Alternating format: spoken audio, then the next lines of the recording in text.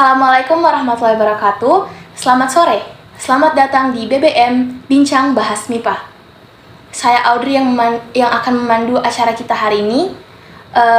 Dan acara hari itu sangat spesial karena kita sudah ditemani oleh Bapak Lufshi, Dr. Lufshi Mahmudin, SSI MSI, selaku Dekan terpilih FMIPA Unpad. Nah Pak, bagaimana kabarnya hari ini? Alhamdulillah, baik-baik. Terima kasih juga Pak karena sudah bersedia hadir di kegiatan BBM ini. Yeah. Nah, tidak lupa pula Pak, kami dari LPM Prodik mengucapkan selamat kepada Bapak karena sudah terpilih menjadi Dekan Fakultas Matematika dan Ilmu Pengetahuan Alam yang baru. Langsung saja Pak, pasti dari teman-teman mahasiswa, teman-teman dari tenaga pendidik maupun dari staf akademik penasaran nih, apa sih yang menjadi dorongan Bapak atau yang memotivasi Bapak untuk maju menjadi Dekan Fakultas Matematika dan Ilmu Pengetahuan Alam? Ya. Jadi tentunya saya sebagai Sivitas Akademika Fakultas MIPA ingin melihat Fakultas MIPA ini lebih maju ke depan. Jadi motivasi saya untuk mencalonkan diri kemarin menjadi Dekan Fakultas MIPA 2023-2027 itu adalah untuk bisa berperan lebih jauh untuk perkembangan MIPA lebih tepat, lebih maju ke depannya, baik mahasiswanya, dosennya maupun fakultasnya. Begitu. Baik Pak, untuk berbicara tentang lebih memajukan fakultas MIPA ke depannya, kira-kira Bapak terfokus di bidang apa lagi untuk yang semakin dimajukan? Ya, jadi saat ini keadaan Universitas Tadulako menuju unggul sesuai dengan visi dari Fakultas MIPA itu sendiri. Jadi kita akan menuju fakultas yang unggul di tingkat internasional, maka beberapa program yang sudah kami siapkan untuk 4 tahun ke depan Fakultas MIPA. Jadi misalnya core utamanya itu adalah bagaimana perencanaan Fakultas MIPA itu lebih rapi sehingga semua program-program yang ada baik itu di bidang pengajaran, pendidikan, penelitian maupun pengabdian masyarakat itu bisa terlaksana dengan baik. Tapi pada pokoknya sebenarnya perkembangan fakultas ke depan itu selalu diarahkan pada dua hal, ya. Satu, kepada pemenuhan indikator kinerja utama yang merupakan kontrak kinerja antara kementerian dengan rektor Universitas Tadulako, kemudian juga dilanjutkan dengan kontrak antara rektor Unpad dengan dekan di setiap fakultas yang ada di Unpad. Jadi itu ada 8 IKU yang harus dipenuhi dan nanti semua kegiatan yang ada di Fakultas MIPA akan diarahkan ke situ. Nah, selain pemenuhan IKU itu juga bagaimana semua program studi yang ada di Fakultas MIPA itu bisa terakreditasi unggul paling tidak. Dan mungkin nanti di akhir jabatan saya akan ada yang menuju ke internasional. Saat ini di Fakultas MIPA itu dari 8 program studi ada 2 yang sudah terakreditasi unggul. Jadi harapan saya ke depan paling tidak ada 5 di Fakultas MIPA ini yang akan terakreditasi. Jadi kerja utama yang akan kami lakukan 4 tahun ke depan adalah bagaimana indikator kinerja utama itu terpenuhi, kemudian bagaimana akreditasi program studi yang ada di Fakultas MIPA itu supaya paling tidak ada 5 program studi yang terakreditasi unggul. Gitu. Berbicara tentang tujuan-tujuan Bapak seperti akreditasi program studi nantinya, pasti Bapak sudah menyiapkan rencana-rencana untuk kedepannya kan? Yeah. Ataupun target-target untuk kedepannya. Kira-kira nih Pak, kalau misal kita tetapkan untuk 100 hari ke depan, itu maksudnya rencana jangka pendek untuk 100 hari ke depan, kira-kira apa sih yang Bapak sudah targetkan untuk 100 hari ke depannya? Jadi untuk 100 hari ke depan, sesuai dengan pemaparan visi misi kemarin pada saat pemilihan dekan, jadi masalah utama di Unpad, terutama di Fakultas MIPA adalah masalah kelistrikan dan internet. Jadi untuk 100 hari ke depan, selain bekerja di rutinitas yang ada. Hal pokok yang akan kami perbaiki yang pertama adalah bagaimana listrik di Fakultas MIPA itu akan baik, dan kami akan mengkoordinasikan dengan pihak universitas. Kemudian yang kedua adalah tentang fasilitas internet. Jadi paling tidak beberapa spot yang baik itu digunakan oleh dosen, tendik maupun oleh mahasiswa itu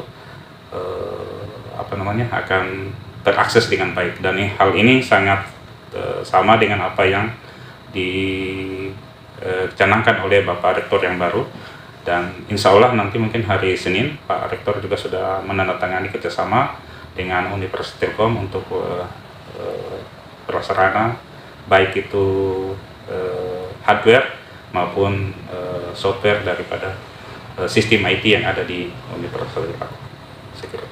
Berarti untuk rencana jangka pendek itu terkait dengan jaringan WiFi maupun kelistrikan. Kemudian Pak, untuk sarana prasarana sendiri itu apakah masuk di rencana jangka panjang atau di jangka pendek? Ya, saya kira kita akan tetap membangun gitu ya. Karena sesuai dengan visinya Pak Rektor juga, bahwa ke depan ini akan semua penyelesaian masalah sarana dan prasarana akan ditangani oleh pihak universitas. Jadi ke depan saya kira di Fakultas MIPA akan banyak nanti akan memperbaiki sarana prasarana yang sudah ada, terutama terkait dengan sarana penunjang pembelajaran, misalnya ruang kelas dan lain sebagainya. Terkait dengan sarana dan prasarana laboratorium, saya kira kami akan juga mengkoordinasikan ke pihak universitas supaya kebutuhan mahasiswa terhadap peralatan laboratorium itu akan terpenuhi. Tapi yang ke depan ini yang akan kami perhatikan mungkin untuk 100 hari ke depan ini, bagaimana fasilitas pembelajaran yang ada di ruang kelas itu dibuat senyaman mungkin lah untuk supaya aktivitas mahasiswa itu lebih nyaman dalam belajar. Memang masalah pokok yang saat ini, masalah krusial, masalah sederhana sebenarnya terkait dengan kebersihan. Ya. Jadi ini akan kami perhatikan, dan kami sudah berkoordinasi juga ke pihak universitas. Apakah pihak universitas yang menyediakan pekerja kebersihan ini, ataukah pihak fakultas? Sementara kita masih menunggu bagaimana koordinasi dari pihak rektorat. Baik, tadi Bapak sempat menyinggung tentang ruang kelas ataupun laboratorium kan. Kami juga dari LPM Periodik banyak mendengar dari keluhan mahasiswa terkait mungkin alat-alat lab yang kurang memadai sampai masih perlu menyewa, ataupun seperti alat-alat komputer yang sudah cukup lama. Itu kan seperti yang kita ketahui, kedepannya itu untuk mahasiswa baru akan ada kenaikan UKT kan Pak? Kira-kira dengan kenaikan UKT ini, apakah mahasiswa baru nantinya akan mendapatkan hal yang lebih baik lagi daripada kami yang sebelumnya ini? Ya, saya bahas dulu masalah.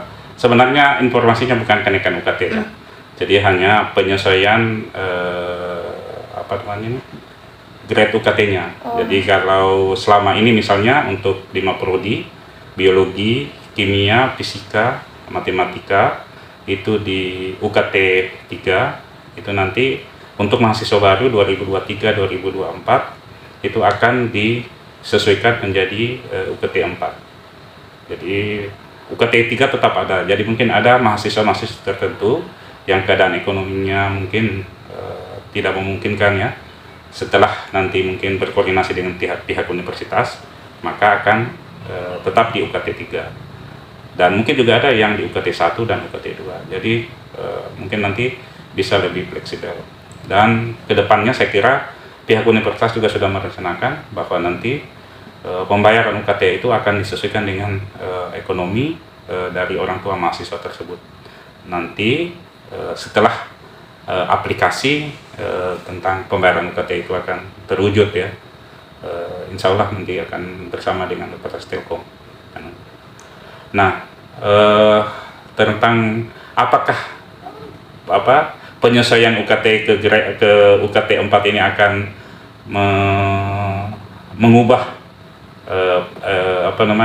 fasilitas yang ada, ya jelas disesuaikan ataupun tidak ya, saya kira di pihak universitas atau pihak fakultas akan tetap memperbaiki sarana dan prasarana yang ada. Jadi saya kira bukan berkaitan dengan itu, tetapi itu memang menjadi tanggung jawab fakultas sebagai penyelenggara pendidikan di fakultas ya, akan memberikan fasilitas yang memadai sehingga proses belajar mengajar itu akan lebih baik. Cuma memang pengadaannya itu bertahap ya, bertahap, insya Allah.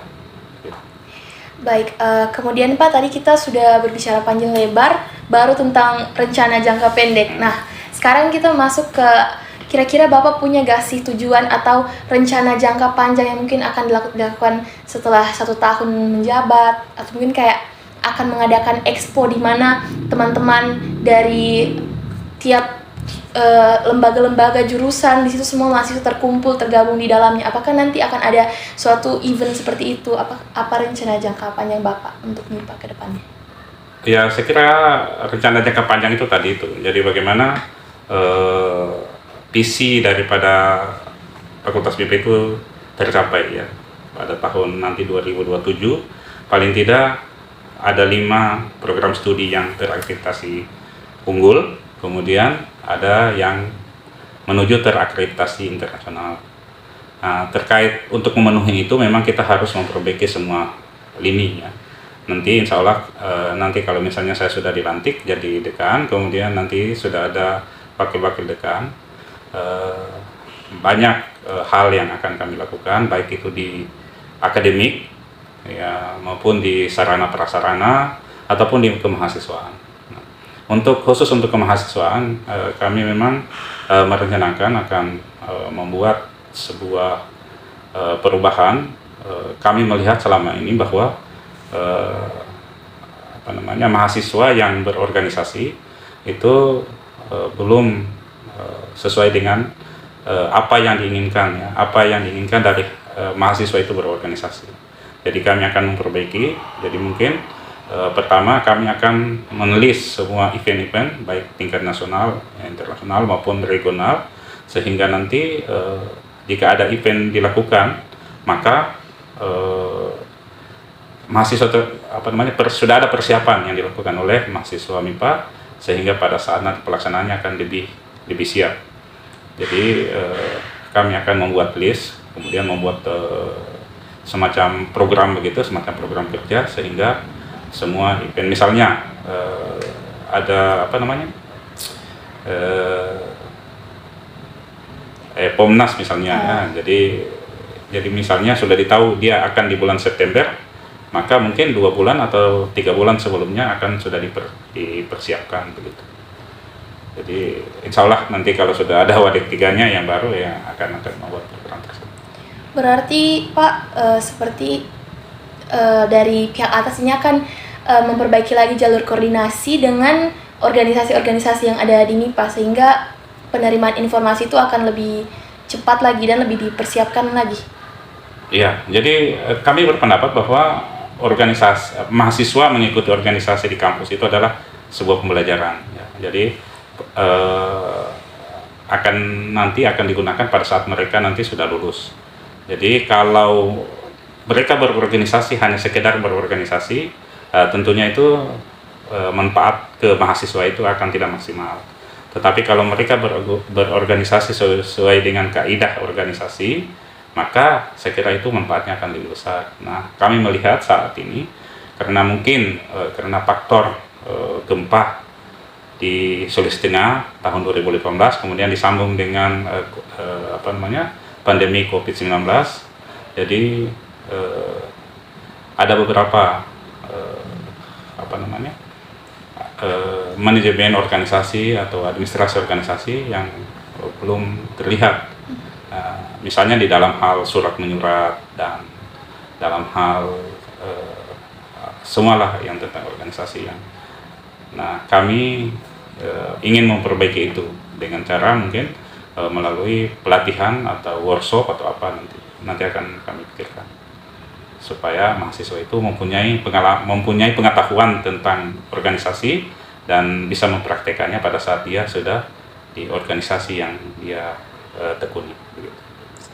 Kemudian Pak, tadi juga Bapak sempat menyinggung tentang lomba-lomba gitu kan. Bagaimana pandangan Bapak terhadap mahasiswa yang mengikuti lomba-lomba? Apakah nantinya dari program Bapak akan ada pembinaan khusus untuk mahasiswa yang mengikuti lomba tersebut agar mereka semakin siap lagi? Apakah akan ada perhatian khusus yang diberikan dari fakultas kepada mahasiswa-mahasiswa tersebut seperti mengikuti lomba ke nasional? Ya, saya kira itu memang harus dilakukan. Jadi itu makanya kami akan melis ya, membuat sebuah program kerja tahunan begitu.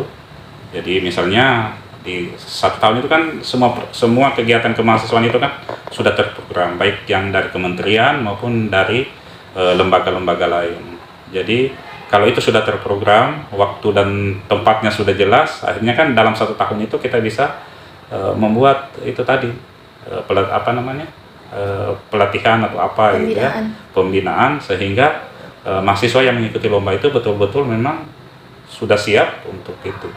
Nah, contohnya misalnya PKM gitu ya. Jadi kalau PKM itu kan sudah ditahu bahwa misalnya pada bulan Maret itu proposalnya harus masuk ya. Jadi mungkin walaupun belum ada pengumuman dari pihak universitas maupun dari pihak kementerian, mungkin 3 bulan sebelumnya Fakultas MIPA sudah mulai memprogramkan dengan cara mungkin di awal adalah membuat workshop atau pelatihan pembuatan proposal PKM. Nah, misalnya kalau proposalnya sudah jadi, mungkin akan kita lanjutkan dengan bedah terhadap proposal tersebut.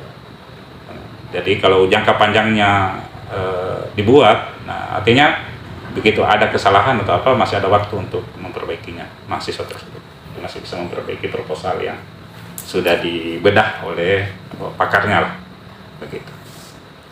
Kemudian Pak, untuk rencana jangka panjang sendiri, kalau kita lihat dari sisi akademik nih, apakah kira-kira ada yang ingin Bapak targetkan kepada tenaga pendidik, misalnya dari dosen-dosen, apa yang dipush kepada mereka sehingga mahasiswa yang diajarkan ini akan semakin berkembang lagi nantinya? Apa kira-kira yang ditargetkan oleh Bapak kepada tenaga pendidik nantinya? Untuk tenaga pendidik ya, dosen ya, jadi memang saya kira peningkatan kualitas dosen itu penting, baik melalui pendidikan formal ya, bagi bapak-bapak ibu dosen yang belum berpendidikan S3 misalnya, maka akan kami mendorong untuk melanjutkan studi baik di luar maupun di dalam negeri. Kemudian untuk dosen-dosen yang memang sudah S3 itu memang perlu penyegaran, mungkin melalui kami akan berusaha menyediakan dana supaya ada program-program, misalnya program magang atau program mengikuti workshop untuk peningkatan kompetensi mereka.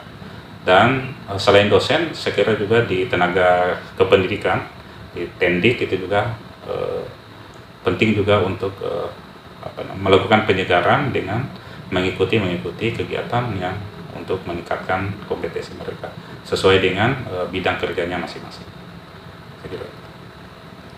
Baik Pak, setelah kita membahas tentang motivasi Bapak, rencana jangka pendek maupun jangka panjang, di sini juga kita ada agenda yaitu Q&A. Jadi di Q&A ini kita mengumpulkan pertanyaan-pertanyaan dari teman-teman mahasiswa, dari tenaga pendidik, dari staf-staf dekanat, juga dari jurusan. Jadi kita sudah memiliki banyak pertanyaan di sini. Wah, banyak sekali Pak. Ya, mungkin tidak semuanya, ya secukupnya. Kalau Bapak, dari Bapak sendiri mau menjawab berapa pertanyaan kira-kira dari? Ya, pokoknya disesuaikan saja. Kita. Mudah-mudahan pertanyaan tidak sulit. Ya, nanti Bapak yang pilih sini. Mungkin 4 pertanyaan cukup ya untuk hari ini. Jadi untuk pertanyaan pertama itu,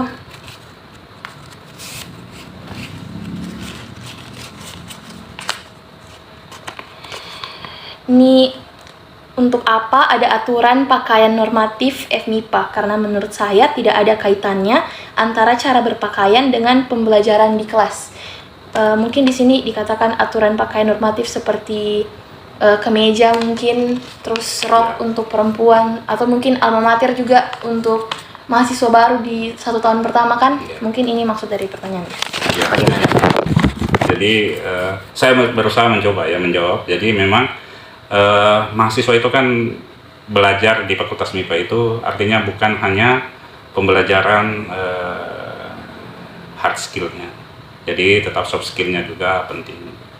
Jadi bukan hanya pengetahuan akademiknya, tapi juga pengetahuan-pengetahuan lain, misalnya tentang etika, tentang kesusilaan, tentang moral, itu kan penting. Dan itu semuanya harus didapat di bangku belajar, di perkuliahan, baik itu di kegiatan akademik, di dalam proses belajar mengajar, baik di kelas maupun di laboratorium. Begitu, itu pun juga di organisasi. Nah, salah satu adalah tentang etika.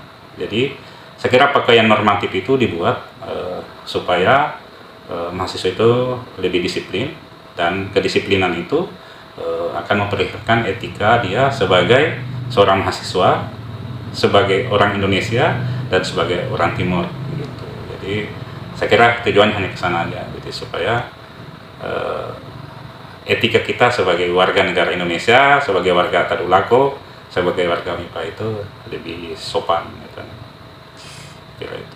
Kemudian Pak, bagaimana pandangan Bapak mungkin terhadap aturan untuk mahasiswa baru menggunakan alma mater di tahun pertama mereka? Apakah itu juga termasuk ke dalam aturan di etika atau bagaimana?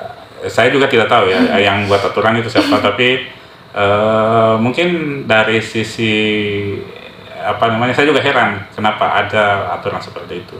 Tapi mungkin dari pihak BEM ya, mungkin yang dengar-dengar ini aturan dari fakultas kalau kami dengar-dengar. Jadi mungkin hanya untuk mencirikan bahwa mahasiswa tahun pertama itu memang mahasiswa baru. Karena pada waktu kami dulu mahasiswa, memang misalnya ke saya mahasiswa fisika. Jadi memang tahun pertama itu belum dikatakan mahasiswa fisika. Jadi penerimaan mahasiswa itu nanti setelah melewati 1 tahun. Jadi 1 tahun itu masih dalam masa walaupun kita sudah diterima secara sah di Fakultas MIPA, tapi belum sah secara adat gitu. Jadi maka untuk mencirikan bahwa ini mahasiswa baru, maka diharuskan untuk memakai alma mater. Baik, saya rasa jawabannya sudah cukup untuk pertanyaan ini. Ya, lagi. Siapa tahu Bapak dapat jackpot. Wow. Ada jackpotnya kan? Pertanyaan sangat sulit itu berarti. Di sini pertanyaannya, apa yang jadi target utama dekan terpilih pada bidang pendidikan, khususnya untuk dosen-dosen? Saya rasa ini tadi sudah terjawab. Ya, saya kira sudah.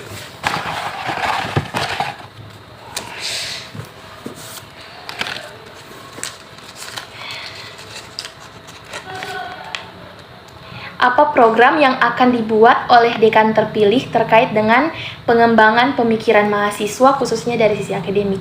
Berarti program yang akan Bapak buat nantinya terkait dengan pengembangan pemikiran mahasiswa. Ya, saya kira terkait pengembangan pemikiran mahasiswa itu tadi. Jadi peningkatan soft skill mahasiswa itu paling utama itu adalah lewat organisasi.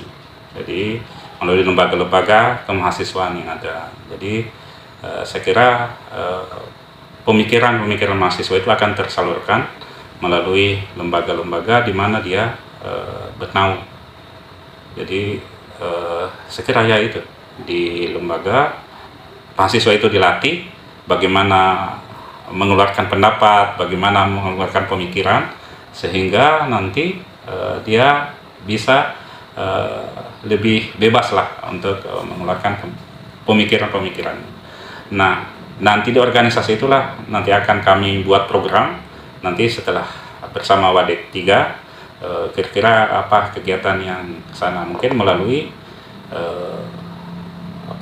kegiatan-kegiatan debat mahasiswa atau apa. Saya juga belum punya program, cuma memang saya hanya memikirkan bagaimana potensi mahasiswa terhadap pemikirannya itu bisa muncul di permukaan dengan mewadahi dalam sebuah kegiatan yang saya juga belum tahu apa nama kegiatannya saya kira nanti akan kami pikirkan. Apakah tadi itu mungkin salah satunya mungkin dalam ada lomba debat atau apa gitu. Kita lihat di akun FMIPA Unpad banyak sekali anak-anak yang jago debat. Iya, dan alhamdulillah selama ini MIPA itu selalu dapat juara kalau di tingkat universitas maupun di luar ya. Jadi insya Allah akan tetap kami kembangkan program itu. Oke. Sudah ketiga ini ya. Itu mau dihabiskan atau bagaimana Bapak? Janganlah. Sudahkah ada persiapan dari Bapak untuk membuat FMIPA berkembang pesat? Wah, berkembang pesat. Perkembangan MIPA itu tidak ditentukan oleh seorang dekan. Ya. Jadi dekan itu hanya sebagai seorang pimpinan di tingkat fakultas yang mengkoordinir semua kegiatan yang ada di fakultas sesuai dengan arahan dari pimpinan universitas. Jadi saya kira maju mundurnya Fakultas MIPA ke depan itu sangat ditentukan oleh sivitas akademika dan tenaga kependidikan yang ada di Fakultas MIPA. Jadi kami sebagai pimpinan nanti sebagai dekan hanya dapat mengkoordinir. Nah, yang menentukan itu ya dosen, kemudian mahasiswa, kemudian alumni dan tenaga kependidikan. Tenaga pendidikan ini sebagai pelayan dari sivitas akademika yang ada. Jadi saya kira itu. Jadi terutama mahasiswa. Jadi bagaimana mahasiswa berprestasi sehingga akan membawa nama baik ke Fakultas MIPA ke depan. Baik, ini kayaknya untuk pertanyaan terakhir.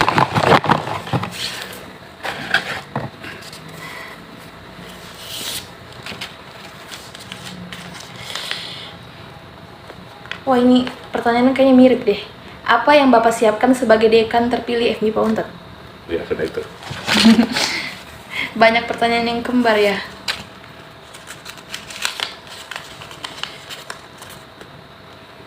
Apa yang Bapak akan lakukan untuk memoles FMIPA agar lebih unggul baik dalam akademik, lingkungan, sarana prasarana, kemajuan mahasiswanya dan lainnya? Wah, ini panjang sepertinya Bapak. Tapi saya kira tadi sudah terjelaskan. Jadi sebagai dekan pimpinan di Fakultas MIPA untuk mencapai tujuan itu saya kira adalah tujuan Fakultas MIPA itu sendiri ya, yang ada di visi misi Fakultas MIPA. Jadi saya kira semua tujuan dari visi misi itu sudah tertera di Renstra Fakultas MIPA dan kami sebagai pimpinan nanti tinggal menjalankan. Saya kira saya tidak akan bisa jelaskan secara rinci. Nanti ada di pertemuan tertentu kami akan memaparkan rencana strategi yang ada di Fakultas MIPA. Jadi yang saya kira gitu. Di sini Pak, saya masih tertarik dengan kata lingkungan karena dari tadi saya belum masuk ke dalamnya. Kalau kita lihat di FMIPA sendiri kan khususnya di lingkungan biologi ya, ada WC-WC yang masih terbengkalai, ada juga di dekat musola WC untuk berkebutuhan khusus tapi belum juga beroperasi. Kira-kira yang seperti itu Bapak akan bagaimana di masa kepemimpinannya Bapak? Untuk WC yang ada di fakultas di biologi ya, di antara biologi dengan sekret mahasiswa itu memang masalahnya banyak. Jadi memang membuat WC itu lebih mudah, tapi rupanya memang pemeliharaannya yang sangat sulit ya. Karena apa? Karena memang kita sebagai warga MIPA masih banyak oknum-oknum ya yang tidak bertanggung jawab, sehingga fasilitas yang ada di WC itu banyak yang rusak, banyak yang hilang dan lain-lain. Memang kami kemarin berpikir mau menonaktifkan itu WC karena saya kira WC yang ada di MIPA di tiap jurusan itu sudah lebih dari cukup untuk kebutuhan sesuai dengan jumlah dosen dan mahasiswa yang ada di Fakultas MIPA. Kemudian terkait dengan beberapa WC difabel yang belum difungsikan, ya karena memang itu tadi, karena kita itu sudah kelebihan WC. Dan alhamdulillah di MIPA itu sepertinya sampai saat ini kita belum ada mahasiswa yang di Pabel tersebut, sehingga daripada nanti akan menjadi tidak baik, ya mungkin untuk sementara belum difungsikan dulu sampai ada nanti yang membutuhkan gitu. Baik, saya rasa jawabannya sudah cukup Ya. Pak. Di sini juga kita sudah menjawab banyak pertanyaan dari teman-teman mahasiswa, tenaga pendidik dan juga staf. Di sini mungkin masih banyak pertanyaan yang tersisa. Mungkin kita akan jawab lagi di pertemuan yang akan datang yang belum kita rencanakan. Nah, Pak, terima kasih karena sudah bersedia hadir di acara BBM Bincang Bahas MIPA. Dan juga kami dari LPM Periodik sekali lagi mengucapkan selamat bertugas kepada Bapak sebagai Dekan terpilih Fakultas Matematika dan Ilmu Pengetahuan Alam. Terima kasih banyak Pak atas waktunya. Sampai jumpa lagi di waktu yang belum kita rencanakan. Terima kasih. Ya, terima kasih.